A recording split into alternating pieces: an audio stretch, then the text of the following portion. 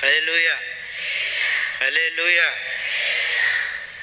మీకు గుర్తుందండి నేను ఇంతకుముందు ఏం మాట్లాడాను? ఎవరైనా చెప్పగలరా? ఇంతకుముందు నేను మాట్లాడాను కదా లెంట్లో, నాకు తెలిసి ఒక 4-5 రోజులు తర్వాత మాట్లాడాను. ఎవరికి గుర్తులేదా? అందుకే మా నాన్నగారు అనేవారు మీరు చాలా గుడ్ అని. ఎందుకంటే ఇంకోసారి సేమ్ రిపీట్ చేసినా గుర్తుండదు కదా. దాని గురించి ఒకసారి చిన్న మాట చెప్పి తర్వాత అసలు విషయంలోకి వస్తాను. ఆ టైం రాపిస్తే బాగుండు. Praise Lord. ప్రసంగి 7:3 గురించి చెప్పానండి. నవ్వుట కంటే దుఃఖించుట మేలు. ఇదేదో జోకు వేస్తే వచ్చే నవ్వు గురించో, ఎవరో తిట్టారో కొట్టారని వచ్చే బాధ గురించి ఇక్కడ చెప్పట్లేదు, కానీ దైవ చిత్తానుసారమైన దుఃఖం గురించి చెప్తారు. మనం చాలామందిని అంటూ ఉంటాం కదా, ఏరా బాబు ఎప్పుడు చూసినా మొహం అలా పెడతా ఉంటావు, చిన్న సౌండ్ పెట్టరు, మొహం అలా పెడతా ఉంటావు అని అంటాం కదా. యాక్చువల్గా నేను అవకాశం ఎప్పుడు ఎవరికి ఇవ్వలేదు. మా నాన్నగారు అంటూ ఉండేవారు ఎప్పుడు చూసినా పల్లెకిలెత్తావు నువ్వు, పెద్ద బాధే ఉండదు అని అనేవారు. మీ ఆల్రెడీ అక్క షార్ట్ చేసింది నాన్నగారిది, దాన్ని ఇంకా నేను క్లుప్తం చేసి ఉపవాసం అని ఒక షార్ట్ పెట్టాను. మరి చూసారో లేదో. మా నాన్నగారు మమ్మల్ని అందులోనే పెంచారు, ఉపవాసంలోనే.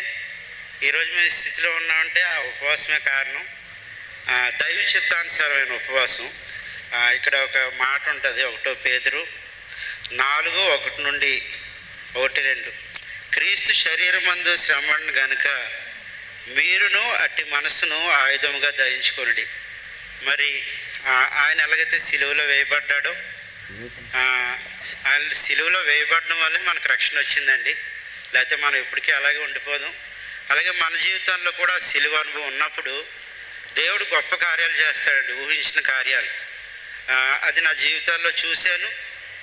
మీలో చాలామందికి అనుభవం ఉంది ఆల్రెడీ. ఇంకెవరికన్నా అనుభవం లేనట్లయితే ఒకసారి ప్రయత్నించండి. సిలువ అనుభవం అంటే దైవ చిత్తానుసారమైన అనుభవం మీరు ప్రయత్నించినట్లయితే కార్యాలు ఎలాగుంటారో మీరే చూస్తారు. హల్లెలూయా. అసలు విషయానికి వస్తానండి. ఇంకా మైక్ తీసుకు. ప్రసంగి 3:1-8. అందులో చాలా ఉన్నాయి, చదువుకి వెళ్ళిపోక. ప్రసంగి 3:1-8. ప్రతిదానికి సమయము కలదు, ఆకాశం క్రింద ప్రతి ప్రయత్నమునకు సమయము కలదు. పుట్టుటకు, చచ్చుటకు, నాటుటకు, నాటబడిన దాని పెరికివేయుటకు, చంపుటకు, బాగు చేయుటకు, పడగొట్టుటకు, కట్టుటకు, ఏడ్చుటకు, నవ్వుటకు, దుఃఖించుటకు, నాట్యమాడుటకు, రాళ్లను పారవేయుటకు, రాళ్లను కుప్పవేయుటకు, కౌగిలించుట మానుటకు. ఓకే. అందులో మీకు ఏమి నచ్చాయండి? చాలా చెప్పింది కదా, చాలా చదివింది. మీకు ఏమి నచ్చాయి చెప్పగలరా? ఇప్పుడు మీ అందరినీ చెప్పాలని టైం పడుతుంది కాబట్టి ఇందులో నాకు నచ్చిన 3 విషయాలు చెప్తాను. నవ్వటానికి, ఏడవడానికి, ప్రేమించడానికి, ద్వేషించడానికి, మాట్లాడడానికి, మౌనంగా ఉండడానికి, దావీదు రాజు అవ్వడానికి, యేసేపు ఫలించడానికి, ఇశ్రాయేలీలు కనాన్ దేశంలోకి ప్రవేశించడానికి. అన్నిటికీ సమయం ఉంది కదండి.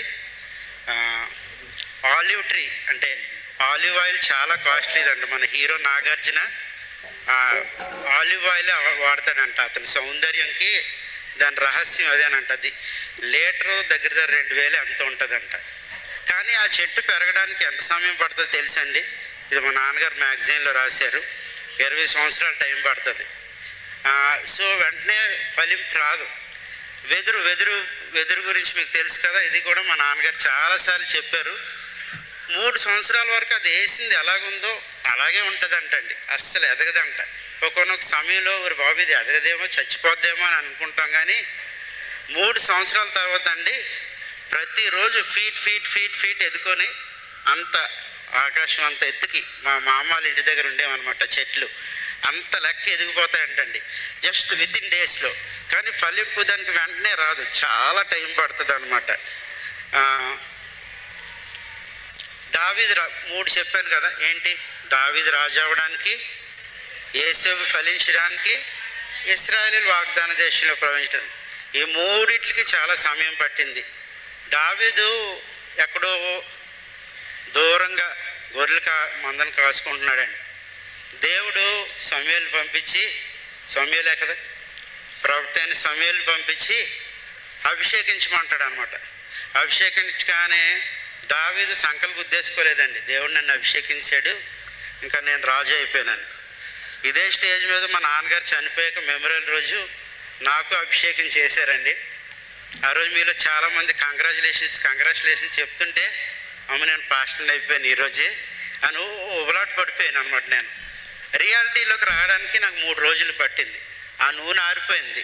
నాకు ఏదైతే ఇక్కడ రాశారో అప్పుడు నాకు అర్థమైంది, ఓహో వెంటనే ఏది జరగదు, చాలా సమయం పడుతుంది దేనికైనా, ప్రతి దానికి సమయం ఉంది. తర్వాత ఏం చేశాడు దావీదు?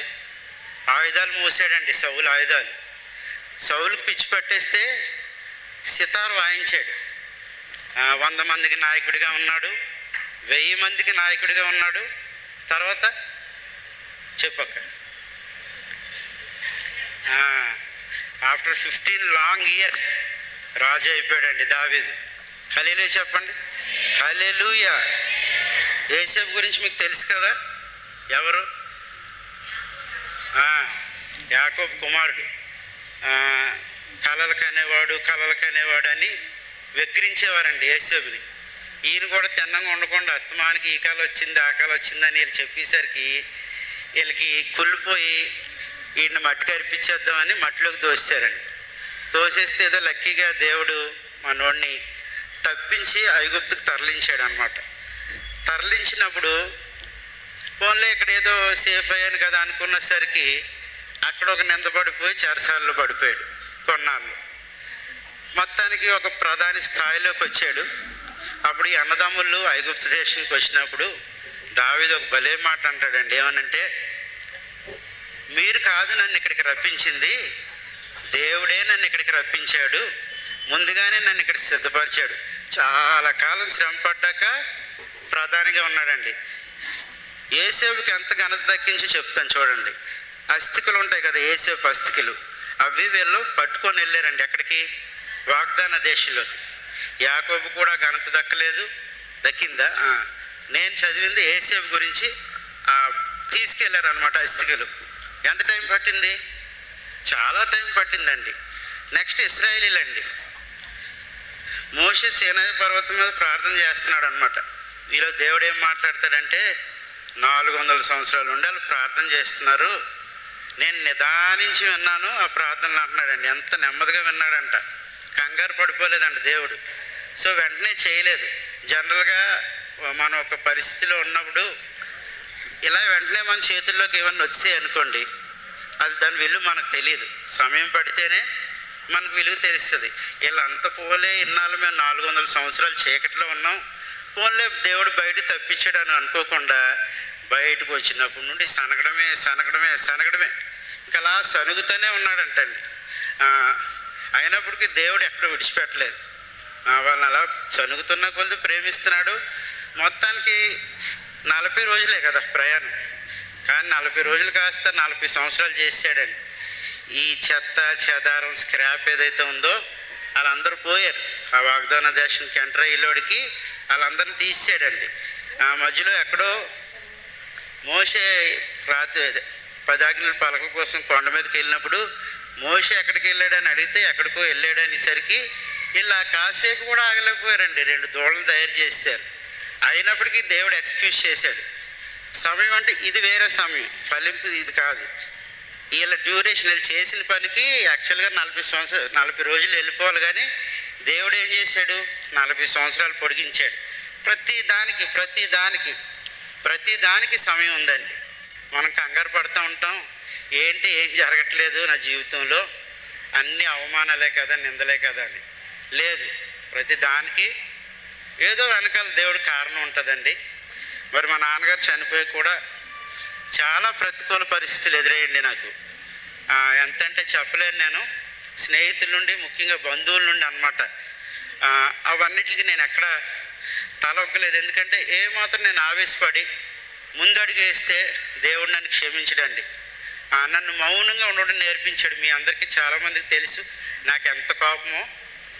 మా నాన్నగారిని మీద గొడవకి వెళ్ళిపోయిన రోజులు ఎన్నో ఉన్నాయండి. సో అలాంటిది దేవుడు ఒకసారి నాకు మౌనం నేర్పించాడు. ఒకరోజు ఇలాగే ఆరాధనకు వచ్చాను. అప్పుడు ఇంకా చైర్లో కూర్చునేవాడిని కాదండి. అదే నా ప్లేసు. చాలా దుఃఖంతో ఉన్నాను. కన్నీళ్ళు ఒకటే నాకు తక్కువ అండి ఆ రోజు. సో ఆ రోజు కూడా సేవకుడితో దేవుడు మాట్లాడాడు, ఒరే నువ్వు గాబరా పడకు, నీకు సమయం ఉంది, ప్రతిదానికి సమయం ఉంది అన్నప్పుడు ఆ రోజు నేను ప్రార్థన చేసుకుంటూ దేవా నాకు నెమ్మదినివ్వు అంటే దేవుడు ఏం చేశాడు తెలుసండి, నాకు 4 రోజులు సెలవు ఇచ్చాడండి. స్కూల్ సెలవు. మీరు నవ్వుతున్నారు. ఆ టైంలో ఆ 4 రోజులు నాకు చాలా ఇంపార్టెంట్ అండి. స్కూల్కి వెళ్ళాలన్న ఒత్తిడి ఉందనుకో. నాకు 15 నిమిషాలండి నేను స్కూల్కి వెళ్ళేది, కానీ దానికి కూడా చాలా ఒత్తిడి ఫీల్ అవుతున్నాను. ఆ 4 రోజులు ఏంటో తెలియదు, ఆ సిద్ధపాటు గురించి ఏమో. ఆ 4 రోజుల సెలవు నాకు చాలా విలువగా అనిపించిందండి. 4 రోజులు సెలవులతో ఆగిపోలేదు. సో కొద్ది దినాల్లోనే ఏ ఆదివారం అయితే నేను బాధపడ్డానో అక్కడ నుండి కరెక్ట్గా ఒక 1.5 మంత్ తర్వాత నేను మా ఊర్లో ఉన్న సిబిసిఎన్సి చర్చిలో వాక్యం మాట్లాడానండి. యాక్చువల్గా నా పెళ్ళి అయినప్పటి నుండి ప్రతిసారి వెళ్ళినప్పుడు అడుగుతారంటారండి, మీరు వాక్యం చెప్పాలంటే ఆగండి, మరి నేను అభిషేకం తీసుకోలేదు కదా, అలా మాట్లాడకూడదు, అది కరెక్ట్ కాదు, స్టేజ్ ఎక్కకూడదని నేను వాళ్ళకి సముదాయించుకునేవాడినండి. మొత్తానికి అప్పుడు ఏంటంటే నాకు అభిషేకం అయింది కనుక ఇంకా నేను స్టేజ్ మీద పులిపేట మీద మాట్లాడినప్పుడు వాళ్ళు నన్ను కూడా వేదిక మీద కూర్చోబెట్టారండి ఆ పాస్టర్ గారితో పాటు. అప్పుడు కింద ఫ్లోర్లో ఉండి స్వీటీ నాకు మెసేజ్ చేసిందండి, చూసావా నువ్వు ఎన్నో సందర్భాల్లో బాధపడిన క్షణాలు ఉన్నాయి. ఈరోజు తాత అంటే మా నాన్నగారు, మా ఆవిడకి మా నాన్నగారు తాత అవుతారు. తాత పుట్టి పెరిగిన ఏరియా, తాత వెళ్ళే చర్చిలో నువ్వు ఈరోజు వేదిక మీద కూర్చున్నావు. పెద్దోడు నేను చూసి నవ్వేసుకుంటున్నాడు, ఆనందపడిపోతున్నాడు. అమ్మ చైర్లో కూర్చున్నాడు, నాన్న చూడు చైర్లో కూర్చున్నాడు అంటున్నాడు, ఒకసారి నీ దగ్గరికి వస్తాడంటే రమ్మన్నాను. దేవుడు నా బాధని ఏం చేశాడు, తొలగించాడు. ఏ ఆదివారం అయితే బాధపడ్డానో చేతులెత్తండి, అదే ఆదివారం సంతోషాన్ని ఇచ్చాడండి. అక్కడికి నేనేం భుజాలు సంకలేమి ఎగరేసుకోలేదు, కానీ అంటే ఆ రోజు నాకు అర్థమైందండి, పిలుపు లేకుండా నేను ఇక్కడ నిలబడలేదు, ఆయన చిత్తం లేకుండా నేను ఇక్కడ నిలబడలేదు. మరి ఎన్నోసార్లు అండి ఆగిపోదామన్న పరిస్థితులు ఇలా స్టేజ్ మీదకి వచ్చి ఎవరో ఏదో అనడం, స్టేజ్ ఎక్కేసి ఈరోజు మాట్లాడేద్దాం అనుకొని ఆగిపోయిన సందర్భాలు ఎన్నో ఉన్నాయండి. మొత్తానికి ఒకరోజు ఆగిపోయిన సందర్భాలు చాలా ఉన్నాయి, కానీ నేను మాట్లాడలేదండి. ఎందుకంటే సమయం కాదు, ప్రతిదానికి ఒక సమయం ఉంటుంది. నేను చెప్పినట్టే దేనికైనా కూడా ఏడవడానికన్నా, నవ్వడానికన్నా, ప్రేమించడానికన్నా, పీకడానికన్నా, లాగడానికన్నా, మాట్లాడడానికన్నా, మౌనంగా ఉండడానికన్నా, ఈరోజు నేను ఇలా స్టేజ్ మీద నిలబడి మీతో మాట్లాడుతున్నాను అని అంటే దేవుడు నాకు ఇచ్చిన సమయం అని నేను భావిస్తూ మీ అందరికీ నేను ఒక ముఖ్యమైన ప్రకటనని ప్రకటించాలనుకుంటున్నాను. మరి మా నాన్నగారు ఆశ చివరి దినాల్లో మేము ముగ్గురు, అంటే మా అన్నయ్య, నేను, మా అక్క ఈ పరిచర్యలో ఉండాలని ఆయన ఎంతో ఆశపడ్డారు. ఈ పరిచర్యలో ఉంటూ అనేక ప్రాంతాల్లో ముగ్గురు వాడబడాలని ఆయన ఆశపడ్డారు. ఆయన ఆశపడిన రీతిలో మరి ఆల్రెడీ మీ అందరికీ చెప్పాను, లవ్ ఫీస్ట్ రోజు ఇటువైపు కొన్ని ప్రయత్నాలు జరుగుతున్నాయని. దాని విషయంలో స్థలం గురించి కూడా ప్రయత్నిస్తున్నాం. దానికన్నా ముందుగా ఇంకా ప్రత్యేకమైన ప్రకటన చేయాలనుకుంటున్నాను. ఏప్రిల్ 29 అంటే సండే, లాస్ట్ సండే అండి, ఆ రోజు నుండి ఈ మందిరంలో మొదటి ఆరాధన ప్రారంభించబడుతుందండి. హల్లెలూయా చెప్పండి, హల్లెలూయా. ఇది నా ఆధ్వర్యంలోనే జరుగుతుంది. సమయం వచ్చేసి 7:30 నుండి 9 వరకు జరుగుతుందండి. ఇది మొదటి ఆరాధన, అంటే మెయిన్ ఆరాధన కాదు, మొదటి ఆరాధన అంటే మార్నింగ్ సర్వీస్ అండి. మిగతా 2 సర్వీసులాగే పాటలు ఉంటాయి, వాక్య ధ్యానం ఉంటుంది. మరి ఆరాధన ఉంటుంది. అలాగే ప్రతి 3వ ఆదివారం హోలీ కమ్యూనియన్ ఉంటుందండి. ఒకరు వచ్చినా 10 మంది వచ్చినా 100 మంది వచ్చినా హోలీ కమ్యూనియన్ ఇవ్వబడుతుంది ప్రతి 3వ ఆదివారం. నేను మరొకసారి రిపీట్ చేస్తున్నాను. ఏప్రిల్ 29 అంటే లాస్ట్ సండే పడిందండి. ఆ రోజు ఈ ఈ ఈ మందిరంలో నా ఆధ్వర్యంలో ఆ రోజు నుండి మొదటి ఆరాధన అంటే మార్నింగ్ ఆరాధన స్టార్ట్ అవుతుందండి. సమయం వచ్చేసి 7:30 నుండి 9 వరకు. సండే స్కూల్ ఉందని మీరు ఏం కంగారు పడకండి. మీరు కొంచెం మీ మనసుని తేలిక చేసుకోండి. ఎందుకంటే సండే స్కూల్ని 10 గంటలకు మార్చాం. అది దాని గురించి అక్క చెప్తుంది, అది ఇంట్లో జరుగుతుంది. చక్కగా మీరు మీ పిల్లల్ని వదిలేసి మెయిన్ ఆరాధనలో మీరు చక్కగా పార్టిసిపేట్ చేయొచ్చు. మీరు ఈ రోజు నుండే దీని గురించి ప్రార్థన చేయండి. అంతా సజావుగా జరగాలని, మా నాన్నగారి ఆశ నెరవేరాలని, అలాగే మీ కుటుంబ ప్రార్థనలో జ్ఞాపకం చేసుకోండి. ఇంకా దీని వివరాలు ఎలాగో మీ గ్రూప్లో తెలియజేస్తాను. అలాగే ఏదైతే ప్రారంభిస్తానో దాని ముందు వారం కూడా ఒకసారి నేను ప్రకటిస్తాను. నూతన ఆత్మలు రావాలండి, అది నా ఆశ. మరి మీరు ప్రార్థన చేయండి. మీ అనుదిన ప్రార్థనలో నన్నే కాదు మా ముగ్గురిని కూడా జ్ఞాపకం చేసుకోమని ఇది కొద్ది మాటలు ముగిస్తున్నాను. ఆమేన్. హల్లెలూయా.